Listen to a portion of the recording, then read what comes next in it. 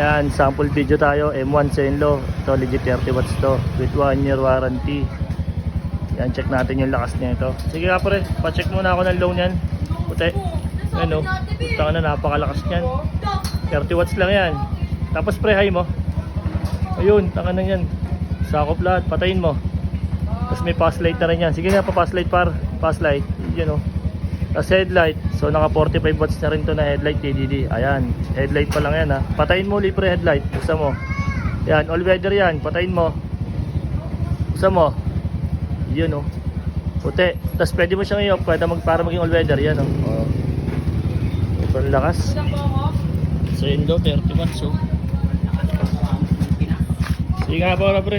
Isa pa nga. Low. Boom. Tanginang yun. Laki. Laki na sakop. High mo.